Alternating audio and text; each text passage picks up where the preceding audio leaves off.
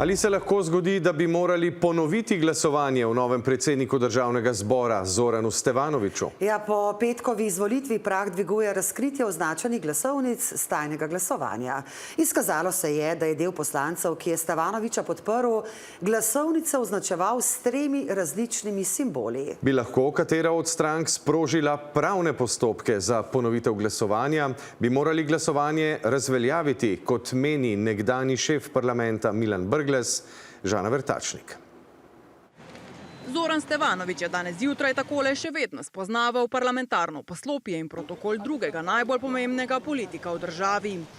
Kako vi spremljate tole? Dober kravato zvezi. Kamor ga je na tajnem glasovanju izvolilo 48 poslancev, kot razkriva STA, pa so glasovnice nekateri skrbno označevali. Sistematično in usklajeno so na 9 glasovnicah narisani krogci, na 6 pika, na 4 zvezdica, kar se upada številom 9 poslancev iz trojčka okoli NSI, 6 poslancev demokratov in 4 resnice brez Stevanovića.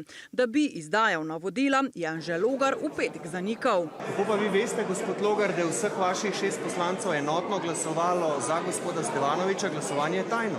Sem prepričan, da je. Niste jih pa nadzorovali, niso fotografirali glasovnic. Kako pa bi lahko nadzoroval? Zanika pa še danes, kljub razkritim glasovnicam in neuradnim informacijam, da naj bi svoji poslanski šesterici sugeriral označevanje. Ne.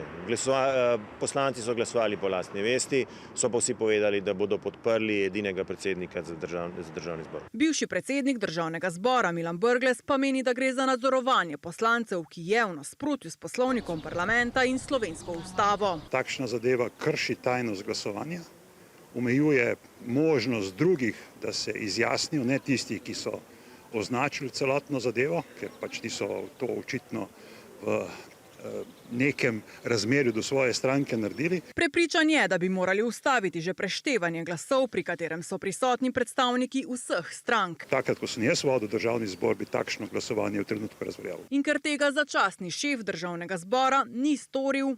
Res bi mogel imeti pravni interes eden od tistih poslancev, ki so glasovali in s katerim v bistvu tajnost njihovega glasovanja je z označevanjem drugih glasovnic bila kršena. Denimo poslancem Gibanja Svobode, ali nameravajo poseči po pravnih sredstvih, smo vprašali kabinet predsednika vlade. Odgovorili so nam, da bodo o tem govorili na izvršnem odboru, ki ga je Golob v ta namen sklical za ta četrtek. Zelo težko me predsednik druge stranke ocenjuje, kaj je prevara volivcev naše stranke.